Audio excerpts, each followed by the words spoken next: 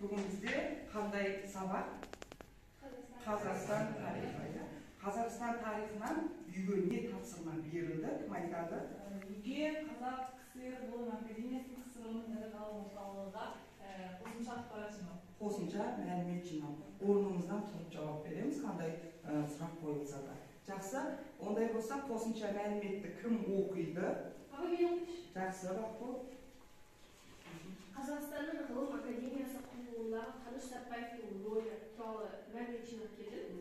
Сол туралы айта кетсем, Қазақстан ғылым академиясының ұйымдастыруына Қаныш Сәтпаев зор үлес қосты. Ол 1941 жылы ғалым Алматы қаласында ұйымдастыру ісін қолға алған болатын. 1942 жылы КСР-ның ғылым академиясына қазақ бөлімшесі президиум төрағасы болып бекітілді. Бұл республикамызда дербес ғылым академиясын ашуға серпін берді. Ол Мәскеумен хат алысып келіссөз жүргізді. Ғалым КСР-ның еуропалық бөлігінің уақытша көпіртілген ғылым академиялары болып жиналды. Болашақ ғылым академиясына ғимарат іздестірілді.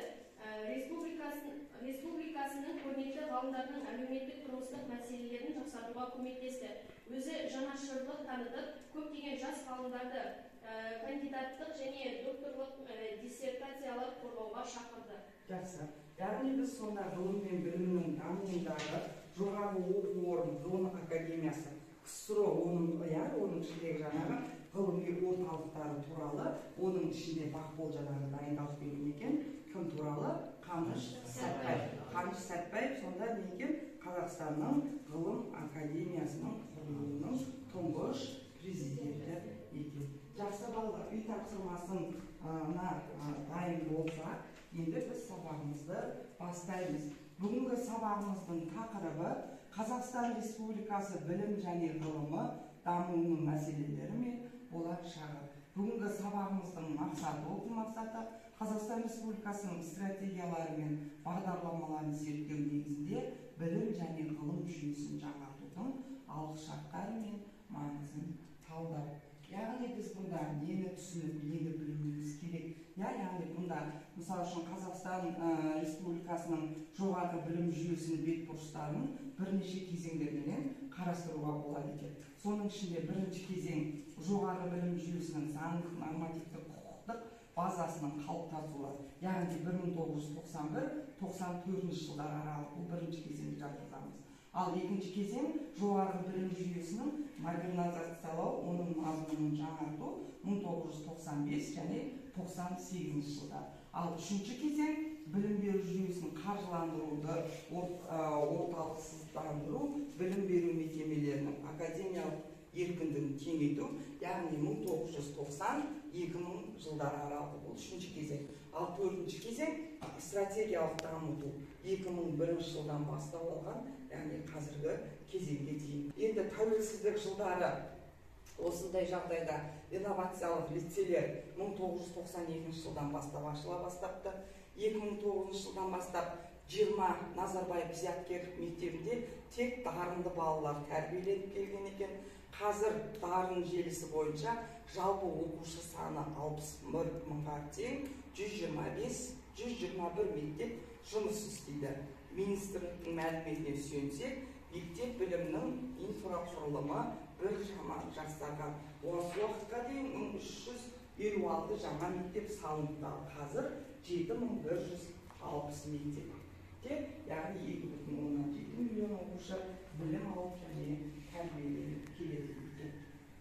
Енді осы Қазақстан Республикасының білім туралы заңдары да қандай өзгерістер және де қай жылы қабылданды дейтін болсақ, алғаш рет 1999 жылы 7 маусымда қабылданған екен. Қазақстан Республикасы білім туралы заңы 2007 жылы 27 шілдеде қайта қабылданған. Ал өзгертулер 2011 жылы 24 қазанда енгізілген екен.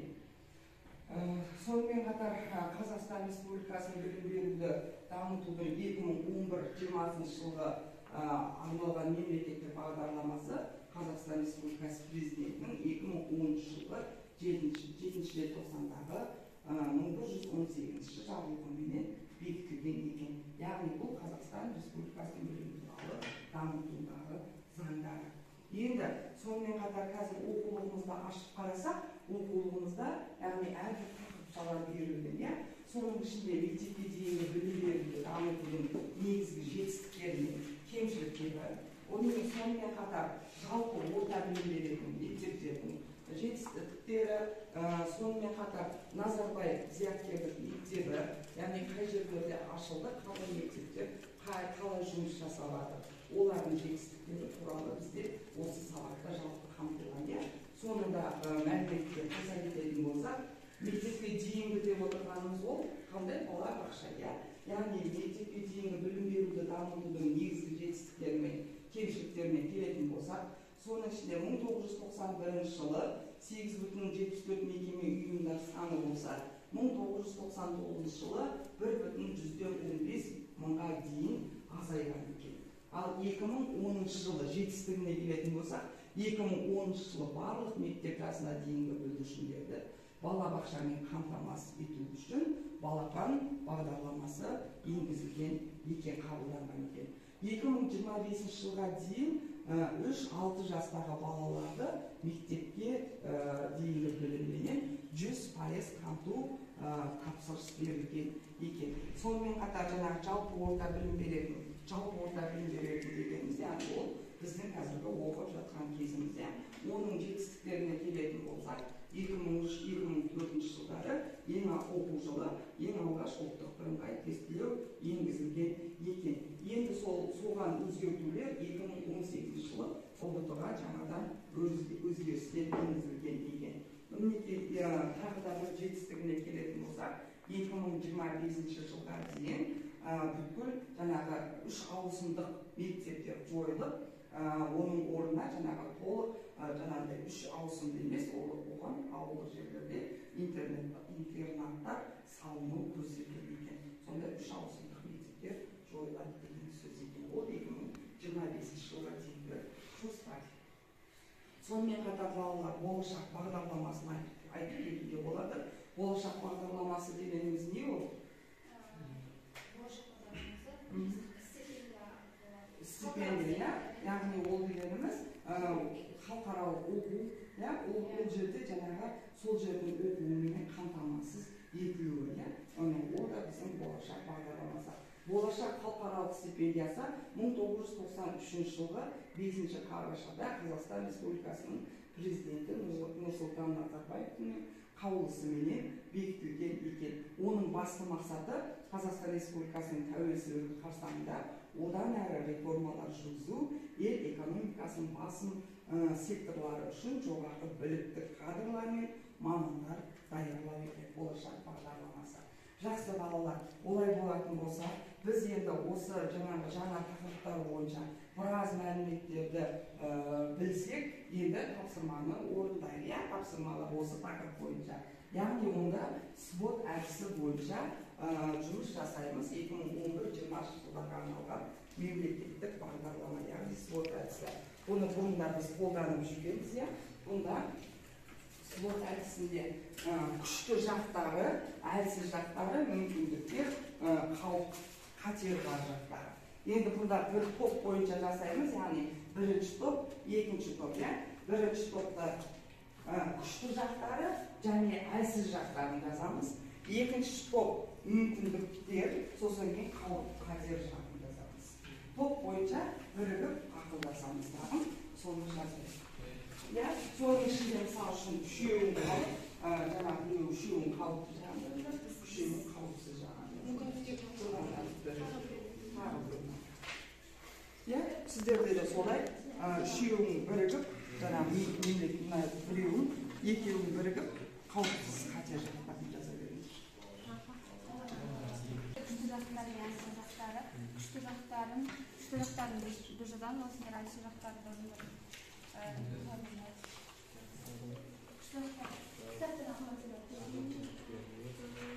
қауіп қатері қандай ол?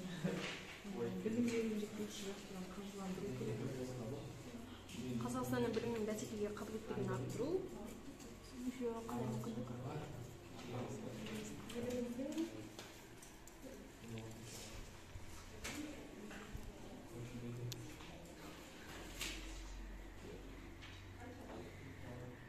Жақсы балалар, берілген 15 минуттық уақыт бітті, қайтып бітті, солар белгілерімізді береміз. Өте жақсы, бірінші топ аяқтады, екінші топта аяқтады. Олай болатын болса, жақсы орнымызға отырамыздағы енді жағдаяттарды оқиық.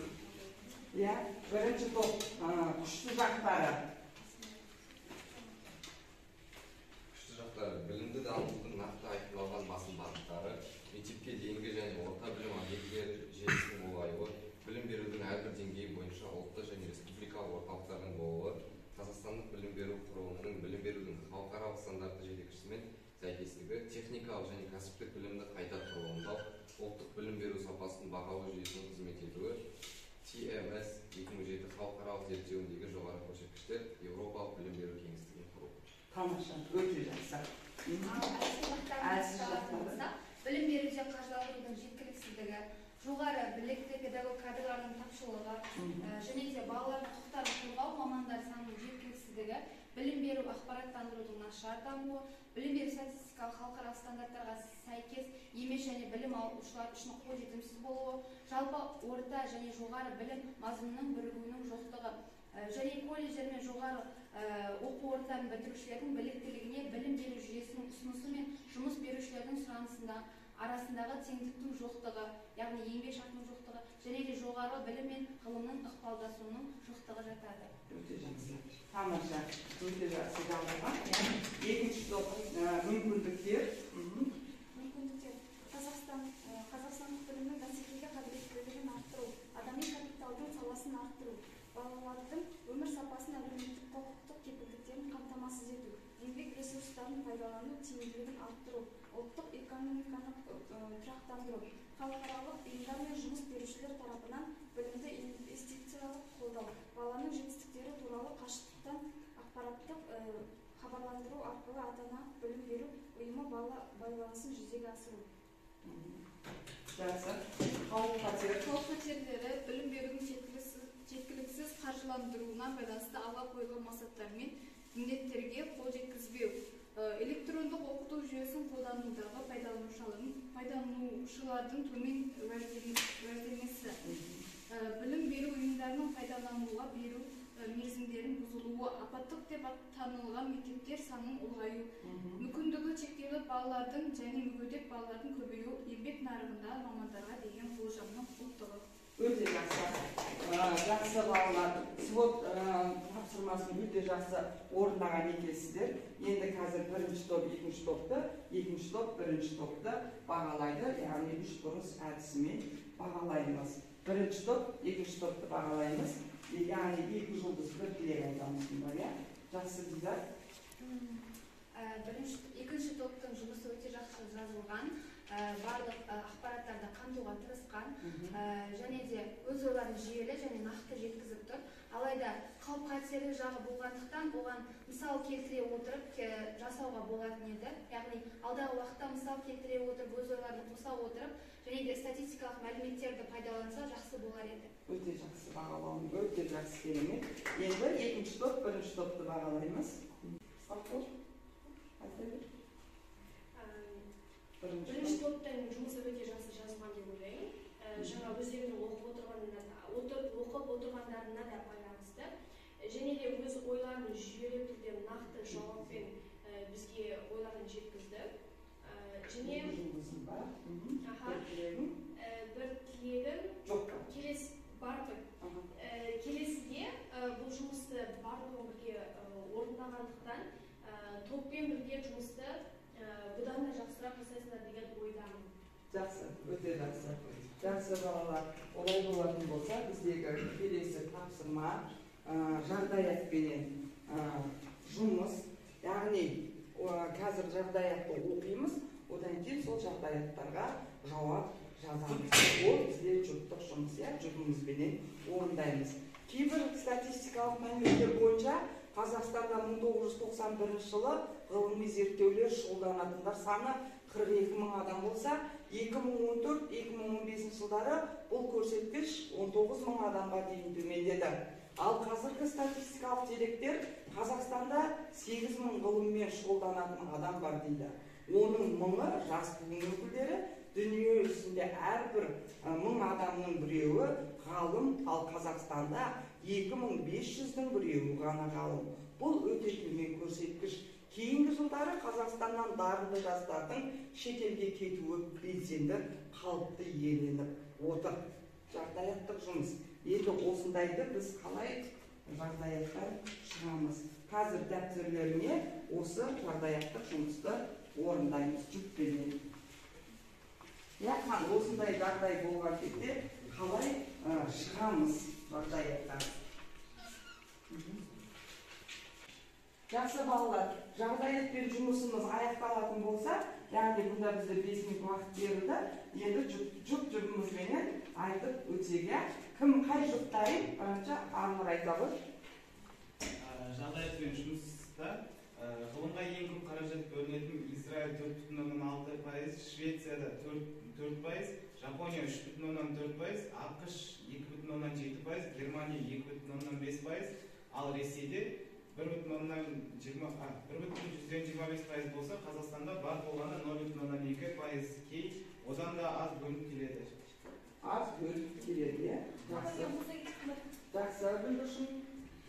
Білім және ғылым министрінің ақпарат бойынша 2020 жылы ғылымға бөлінетін қаражат ішкі істер өнімінің пайызы, ал 2050 жылға қарай 3% болмақ. Өте жақсы. Бақытжан айтады.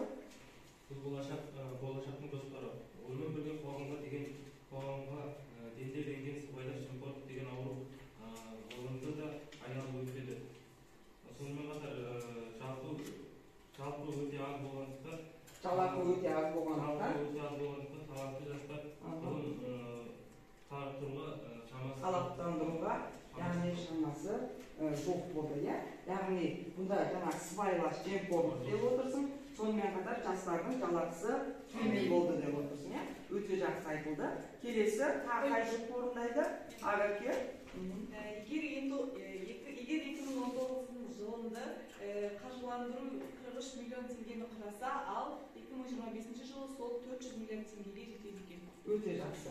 Тағы да қосатындарымыз болса, жалпы түсіндіре кететін болсам, яғни елімізде бұндай себептердің орын алуының себебі біріншіден, яғни қаржының жетіспеушілігі, екіншіден жас балаларды, жас буындарды осындай ғылымға, білімге көңіл аудартуға қызықтыру қажет. Сондай олимпиадалар, сондай түрлі танымдық жарыстар өткізу керек. Сол арқылы балалар бір-бірімен бәсекелесе отыра, өздерінің ойын ортаға салып, сондай жетістіктерге жететін еді. Және де біз ғана шетелге мамандар жасап жібермей, біз де шетелде мамандар алып, олармен сабақтаса отырып, әрекет жасап, яғни біз де басқалардың не істеп жатқанын танып, олардың жаңа ақпараттармен танысатын болсақ, біздің елімізде де заман талабына сай, және де басқа елдермен бірдей ғылым жөнінде, білім жөнінде жетістіктерге жетеміз деп ойлаймын. Өте жақсы. Яғни өте жақсы ойларыңды жеткізе білдіңдер. Осындай жағдайлар болған кезде біздің Қазақстан Республикамыздың ғылым білімі жоғарылап дамиды екен.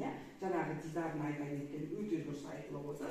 Яғни жастарды талаптандырып, әртүрлі жарыстар, әртүрлі ойындар, әртүрлі жағдаяттарды жасай білсе, жастардың дарыны дамып, ары жетістіктерге жетіп, яғни біз шет елдерге емес, шет елдерден көптеген жаңағы білім келетін болса, біздің республикамыз институттен дамиды. Жақсы балалар, бүгінгі сабақты өте жақсы түсініп, біліп үйренсек, енді біз осы сабақтан нені түсіндім, нені үйрендім, мен бұдан ары қарай нені білгім келеді, яғни оны ары қарай неменен толықтырамын деген 5 бармақ әдіс арқылы біз рефлексия жазып берейік.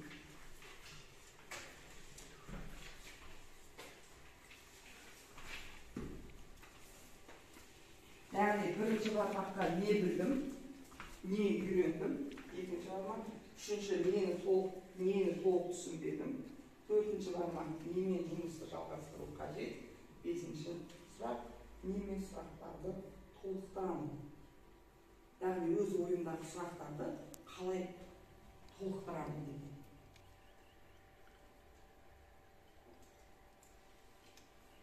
Жақсы балалар, енді рефлексиямызды оқып кетейік. Бір екі оқушы оқып, қалғанымызды жинап аламыз. Одан кейін мен өзім жеке тексеремін. Жақсы, Дидар.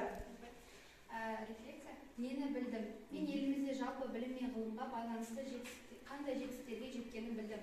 Екіншіден, нені үйрендім? Ақпараттарды салыстыра отырып, өз ойымды дұрыс жеткізуді үйрендім. Және де нені түсінбедім? Мен бұл сабақта барлығын түсінуге тырысқандықтан барлығын түсініп алдым.